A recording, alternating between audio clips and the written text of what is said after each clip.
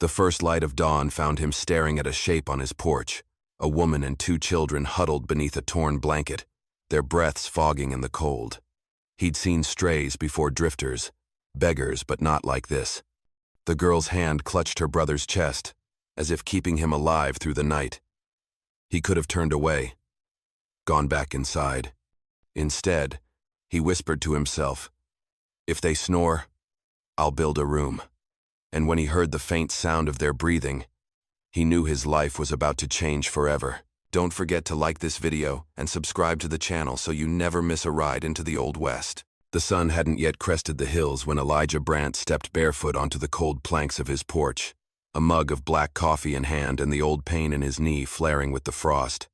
His breath mingled with the morning air, white and sharp, but it wasn't the cold that made him pause at the threshold.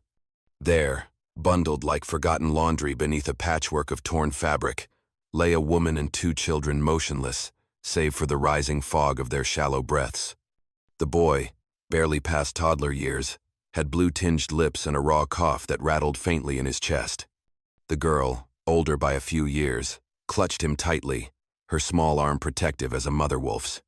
The woman, gaunt and bruised along the temple, lay curled around them, one hand still gripping a rusted tin spoon like it might guard against the night. Elijah stood there, silent, the mug cooling in his hand. His eyes, hard like the soil after a long drought, scanned their faces not with pity, but calculation, the kind of weighing a man does when he's seen the world twist good folks into ghosts. He turned without a word, stepped back into his cabin, and lit the lantern with practiced ease. The warm light spilled through the window, softening the lines of his face. But inside, nothing softened. He moved about slow, deliberate, pulled a quilt from the trunk at the foot of his bed, stared at the fire a long while. Still, he didn't open the door. Not yet. He needed to see something first, a sign, a reason. Then the boy stirred just barely. His head lolled against the girl's chest, a dry whisper of breath escaping his lips like a secret. A second later, the girl exhaled, a soft snore escaping from her cracked mouth. Elijah's jaw tightened. He walked back to the door, hand resting on the handle, and muttered to no one but the wind, "If they snore, I'll build a room." He stood still as the faint sound of snoring filled the morning hush, as fragile and true as a hymn in a graveyard. Something unlatched in his chest then, slow and rusty like a gate not opened in years. He stepped forward at last, wrapped the quilt around the woman's shaking frame, and gently lifted the boy into his arms. The child's body was light, frighteningly so. Inside, the fire crackled and popped, unfamiliar with guests. He placed the boy down near the hearth, then the girl, and finally the woman, who stirred but did not wake. Her cheek twitched at his touch. He brought water in a tin cup, set it by her side. Then he sat in the far chair, back straight, coffee untouched. His eyes never left them. He didn't know their names, didn't know where they'd come from or what devils chased them, but in that moment, none of it mattered. All he knew was this: they breathed. And because they breathed, they stayed. The wind howled against the cabin walls like some starving beast, rattling loose boards and stirring the frost along the edges of the porch. But inside, the fire crackled low and steady, casting long orange ribbons across the rough-hewn floor. Elijah Brandt stood over the hearth, shoulders broad as the yoke of winter itself, watching the two children sleep beneath the thickest quilt he owned. Their cheeks, flushed now with faint warmth, twitched with dreams or fever. The boy whimpered once, curling into his sister's side. And Elijah reached out, adjusting the blanket so it wouldn't slip. Behind him, the iron kettle let off a sharp hiss as it steamed to boil. He moved with the deliberate silence of a man used to solitude, the floor groaning under each heavy step. Then, from the pile of blankets, a sound like the scratch of claws on wood, a ragged inhale, then a sudden rustle. The woman bolted upright with wild eyes, her hair tangled and face ghost pale, limbs trembling not from cold but from instinct, from fear.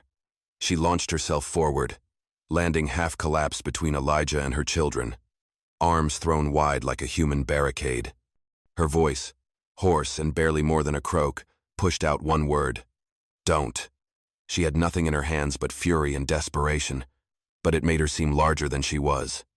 Elijah didn't speak, didn't reach for her, just watched her as steam rose around him. He bent slowly, poured the boiling water into a tin cup, then added a pinch of dried leaves from a tin on the mantel mint and willow bark, good for shock. He set the cup on the floor and nudged it gently toward her with the toe of his boot. She flinched at the movement, one arm still outstretched protectively over the girl's head. "Drink it," he said, voice like dry gravel. She stared at him like he might vanish or burst into violence at any second. Her lips parted as if to speak, but no words came.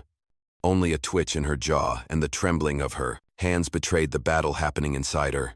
The room smelled of firewood, old leather, and damp wool. For a long moment, neither of them moved, frozen in a portrait of mistrust and uncertain mercy. Then the girl coughed in her sleep, and the woman turned back, her hands brushing gently over the child's forehead. The boy stirred too, curling into the crook of her body, and she exhaled shakily, her posture shifting from defensive to defeated. Elijah took a step back and sank into the far chair, the springs creaking under his weight.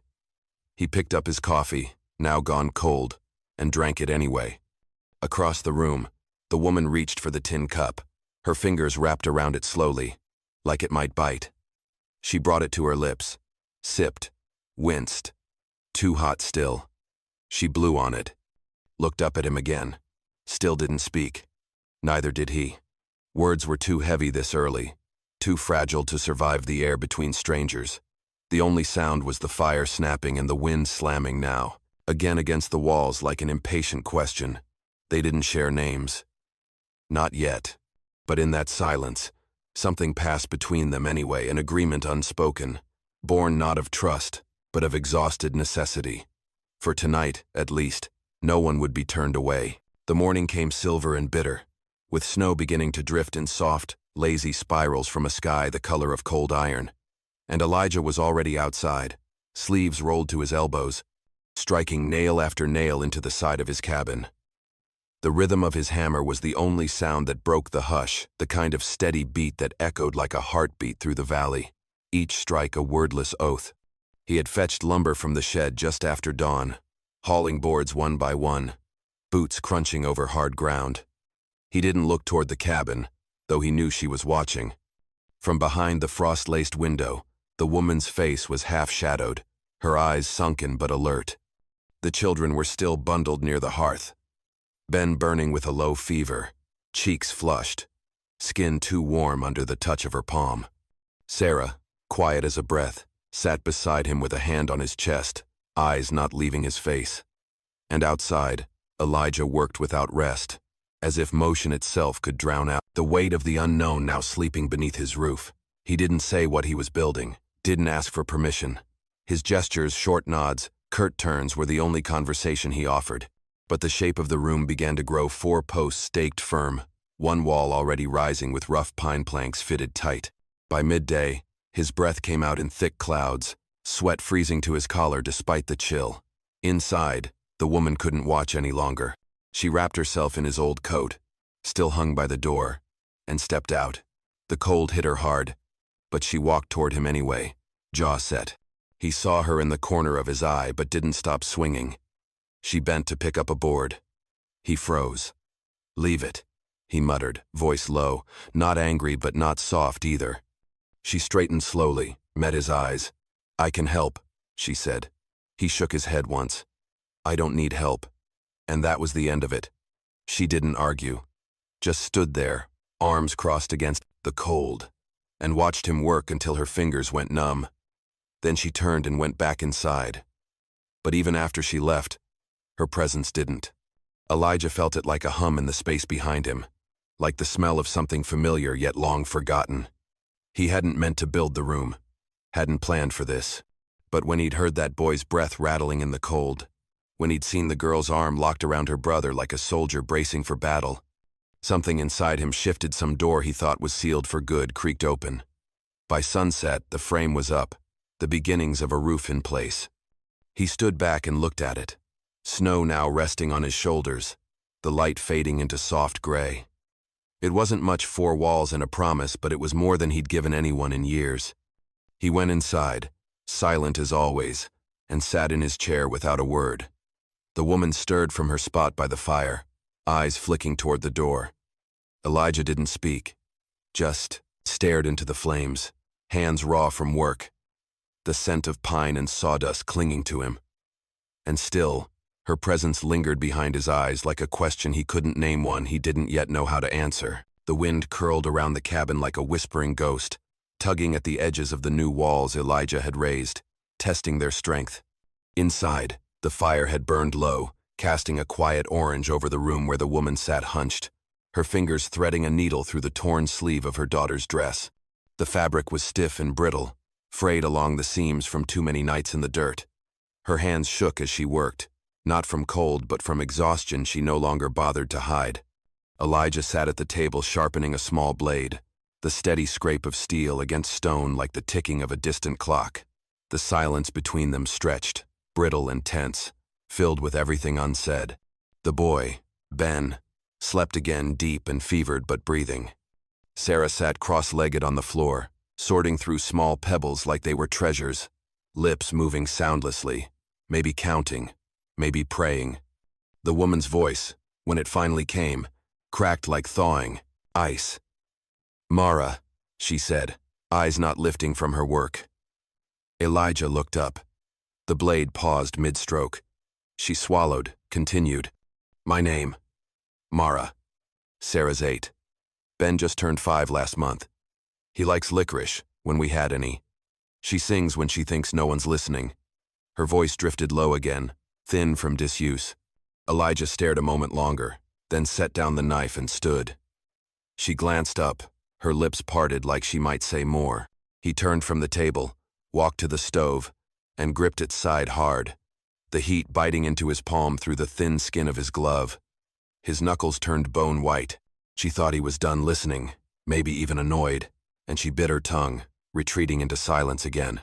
But he stood there longer than he needed to, staring at nothing, the name echoing in his mind like a bullet ricocheting in a canyon. Mara.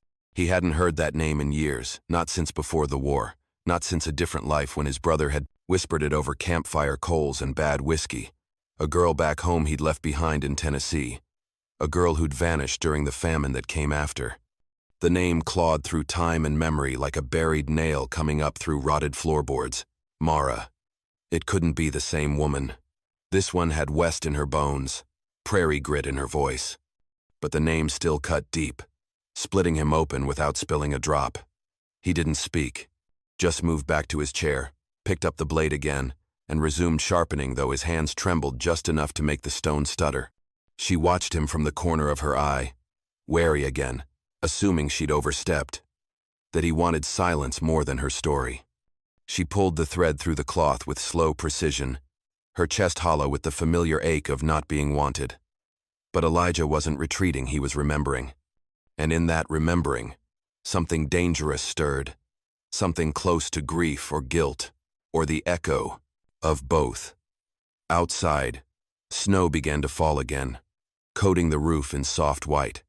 Inside, the fire cracked and sighed, and the only sounds were the scrape of steel, the whisper of thread through fabric, and the name still circling the room like smoke from a fire long extinguished. The fire was burning low that night, casting trembling shadows across the log walls as wind moaned gently outside like some old soul caught in the eaves. The cabin had quieted. Ben finally slept without fever, his tiny limbs limp and slack against the patchwork blanket, while Sarah leaned into her mother's side, her eyes wide but heavy with sleep. Elijah had gone to the new room, or so Mara thought, and she whispered then, low and careful, her voice the sound of old wounds reopening. "You remember Papa's boots?" she said, fingers stroking Sarah's tangled hair. "How he used to leave them muddy on the porch, and I'd scold him, but he'd just laugh and scoop you up." The girl nodded faintly, her face pressed against Mara's side. "Well, we can't go back there. Not ever." A pause, then softer. "There's no back there anymore." Mara's eyes glistened in the firelight, lips dry, voice scratchy. He tried to stand his ground. They came out with papers. Said we didn't own the land, but your father had the deed. Had it signed proper. But the man in charge, He wore the star of a U.S. Marshal. Only it wasn't justice he came for. Her breath hitched, and Sarah looked up. Was he bad? She asked. Mara's jaw tightened. He smiled while they burned the barn. Shot Papa in the chest, said it was legal now. Said the government needed that land for the rail. Her fingers twisted in her dress, knuckles pale. We buried him in the orchard. Couldn't stay. They would have taken you too. As she spoke, the fire's glow flickered across her face, revealing more than she meant to a fresh welt along her shoulder, bruises hidden beneath cloth, scars not all healed. She told of the escape in fragments, slipping through woods at night, hiding in a boxcar, eating frost, bitten apples behind a chapel, begging for a ride from a farmer who turned them in at the next county. Every mile westward had cost something: clothes, dignity, bits of herself she would never get back. And through it all, Sarah had held her brother's hand and never once cried aloud. Mara kissed her girl's forehead now, voice a hush. You were so brave. You kept Ben quiet when I couldn't. You saved us more than once, baby. She didn't know, as she rocked Sarah gently, that Elijah stood just on the other side of the wall, one hand pressed flat against the wood, as if trying to steady himself. He hadn't meant to listen, hadn't gone there to pry, but when her voice broke the stillness of the night, he'd stopped, rooted to the floor like the house itself. His breath caught when she mentioned the marshal, the rail, the killing over land. He'd seen that sort of law before, men with polished boots and hollow eyes, backed by papers and iron, men who'd ride under government banners but leave blood in their wake. And in Mara's words, he heard echoes of fires he hadn't put out, of wrongs he hadn't made right. She didn't know he was there, didn't see the way his shoulders curled inward, like her pain had struck some tender place beneath his ribs. The fire cracked. Sarah slept. And Mara, alone with memory, kept whispering truth into the night, unaware that her story had found a second listener, one who'd been running from ghosts of his own, and now found them catching up by the flicker of someone else's grief. Before the first bird call broke the silence, Elijah was already saddling his mare, the creak of worn leather and quiet snort of the horse the only sounds to mark his leaving. He didn't speak to Mara, didn't leave a note, didn't glance back at the cabin as he rode into the gray spill of dawn, just rode hard and fast through the waking frost, past skeletal trees and frozen creeks, until the land gave way to dry dust and the first signs of town. Overhead, a single crow circled low, cawing once before veering off toward the dead ridge. It was near noon when he returned, horse lathered in bags full fresh blankets, wrapped tight against the chill, small glass bottles of medicine rattling in a satchel, and a pair of new boots slung over the saddle horn, child-sized, with the laces tied together like an afterthought. Ben sat up when he saw them, coughing still but grinning at the sight, while Sarah reached for the bottles with practiced care, already knowing which ones soothed and which burned. Elijah said little as he unpacked, his coat stiff with road dust and his jaw set tighter than before.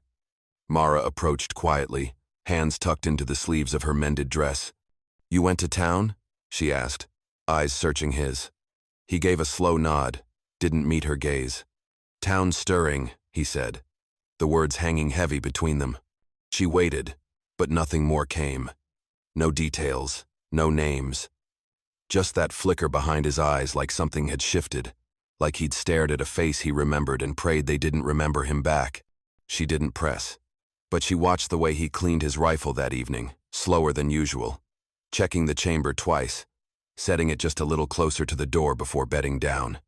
Something had changed. He'd seen something or someone that set his blood to moving in ways he didn't like. Mara could feel it in the way he moved through the house, same steady hands, same silent strength, but his eyes darted to the window more often now, and he kept the fire burning higher, as if warmth might keep danger at bay. She tucked the children in early, both worn from illness and travel's toll, and stood at the threshold of their room, watching Elijah without saying a word. He was sitting in his chair, boots planted wide, shoulders hunched slightly forward, staring into the fire like it owed him answers. She wanted to ask what he saw out there, what he was preparing for, but something in his silence told her the answer wouldn't come, at least not yet, and maybe it was better that way. Outside, the wind kicked up dry leaves along the porch, and somewhere distant, A dog barked once and stopped. Mara lit a second lantern just before extinguishing the first, casting a golden glow into the far corners of the cabin. Elijah didn't look up, but he nodded just slightly and she understood. He would keep watch tonight. Whatever he'd brought back with him from that ride, it wasn't just boots and medicine. It was a warning. And he was the kind of man who didn't speak of storms until they were already over the ridge. The days grew longer and the snow began to soften into mud, the hard edge of winter dulling just enough to let sunlight slip in through the cracks Elijah hadn't yet patched in the new room. What had once been hastily framed, walls now stood solid and warm, lined with old wool sacks he'd nailed up for insulation, and patched with scraps of fabric Mara had found in a forgotten trunk. Each morning, the light spilled across the wooden floor in golden strips, painting the children's faces as they stirred from sleep, their bodies curled beneath thick quilts that smelled of cedar and smoke. Sarah was the first to rise now, her laughter thin and startled at first, returning like the song of a bird too long silenced. She had taken to drawing with coal on scraps of newspaper, sketching stick horses and crooked cabins, sometimes placing Elijah in the corner of her scenes with a rifle and a crooked smile. Ben, stronger now, followed Elijah like a shadow, boots scuffing after his in the dirt, clutching a little toy horse Elijah had carved from pine and painted with ash and soot. The boy didn't talk much, but he didn't need to. His eyes lit with quiet awe whenever Elijah lifted a tool or mended a fence post. And the rancher, for his part, had stopped brushing the boy off. He began teaching him small things, how to sand smooth, how to tie a loop knot, and though his words were still few, they came more often now. "Careful," he'd say. "Tighten it here. That's enough." Not much, but enough for the boy to smile like it was praise from God himself. Mara, meanwhile, had found herself barefoot in the thawed patch behind the house, clearing space for herbs and beans, her hands dirt-streaked and alive with purpose. She hummed sometimes under her breath, unaware that Elijah paused longer than he needed to at the window just to listen. He'd begun to speak to her, 2 brief remarks about the weather, the strength of the wind, the temperament of his mare, but his voice was different now. Softer, not hesitant, but careful. And she answered in kind, sometimes pausing in her chores to simply sit beside him, letting the silence stretch in a way that felt like companionship instead of fear. Evenings became slower, steadier.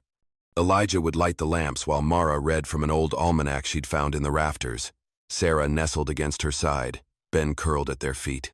The room they slept in no longer felt like a shelter, it felt like a home, lived in and worn, full of breath and stories and the faint scent of rosemary drying above the door.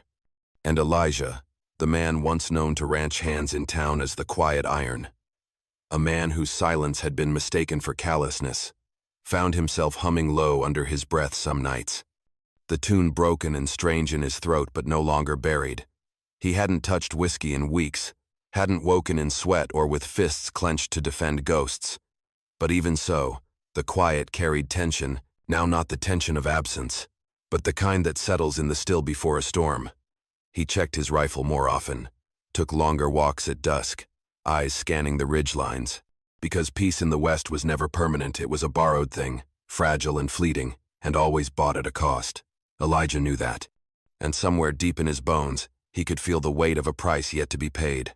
The sun had just begun to dip behind the hills, stretching shadows long across the dry grass, when the sound of hooves stirred dust on the southern trail, slow at first, then clearer 3 riders, silhouettes against the burning horizon, their shapes growing sharper with each passing second. Elijah stepped out onto the porch, the last of the day's light catching on the edge of his rifle, leaning against the doorway, though his hands remained loose at his sides. The lead rider wore a polished hat that gleamed in the sunset like a signal flare, his coat clean, boots too fine for ranchland. His mustache was waxed to points, and his face wore the kind of smile that had nothing to do with warmth.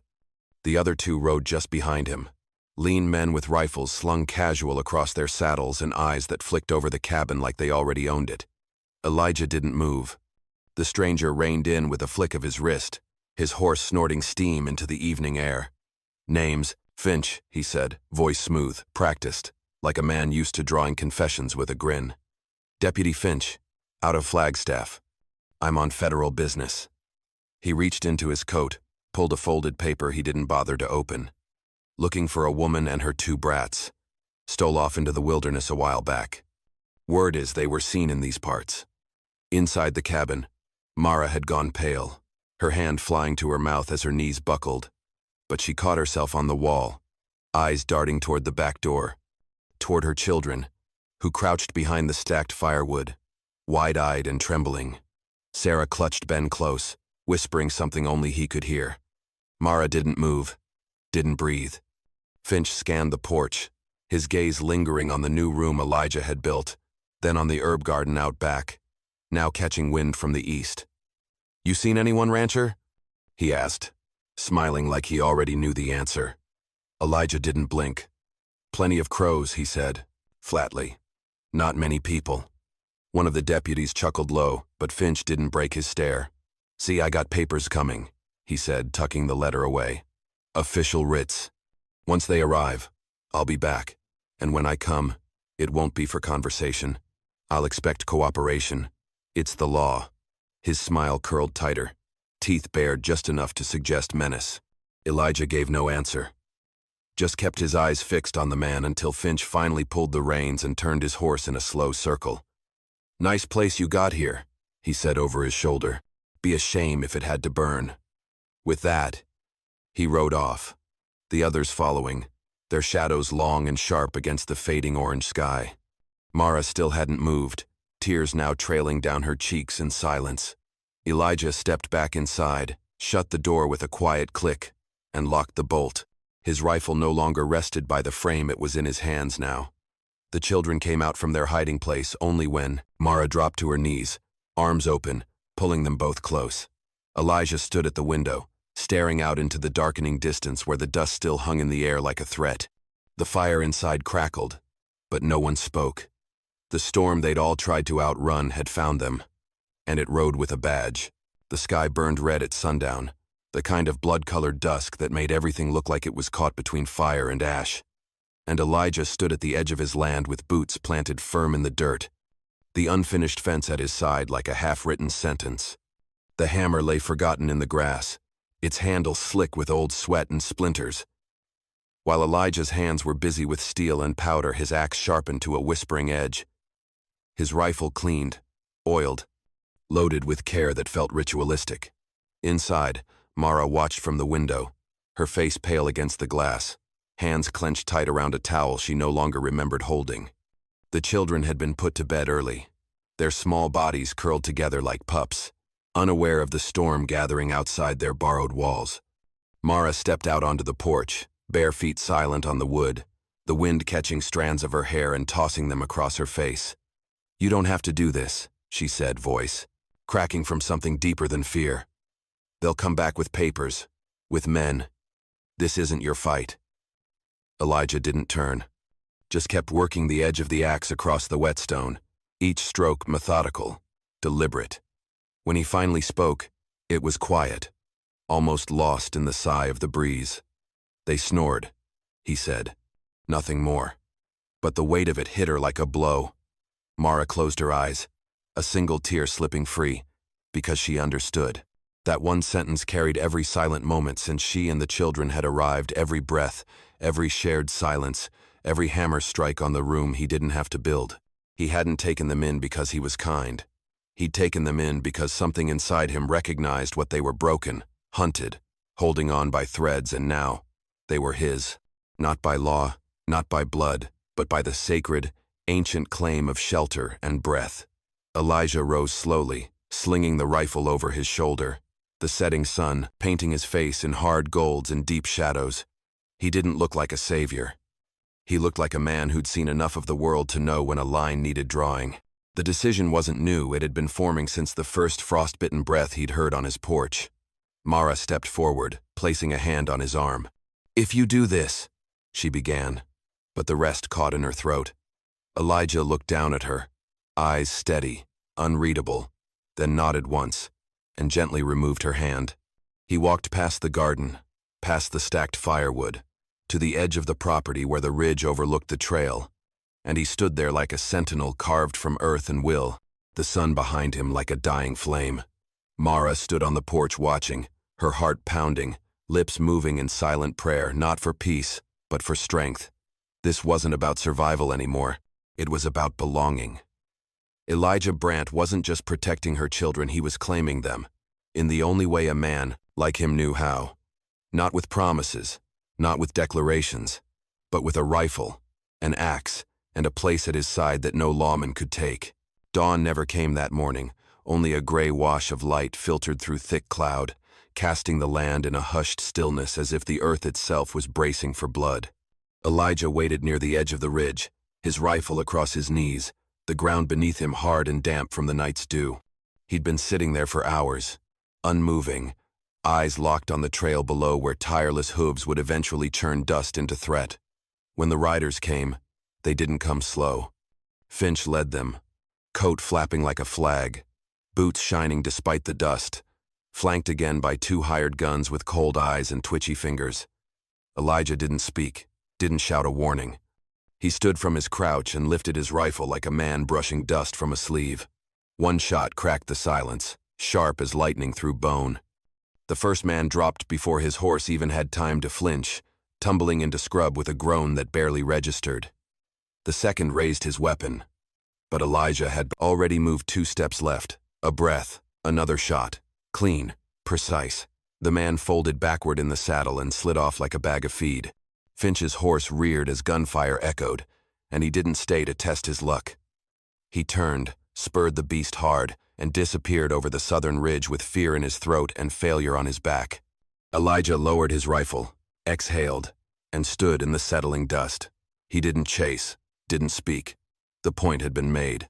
The law wouldn't come this way again, not with 2 bodies cooling under open sky, not with the smell of steel and death still thick in the air. Too many secrets now buried in this soil.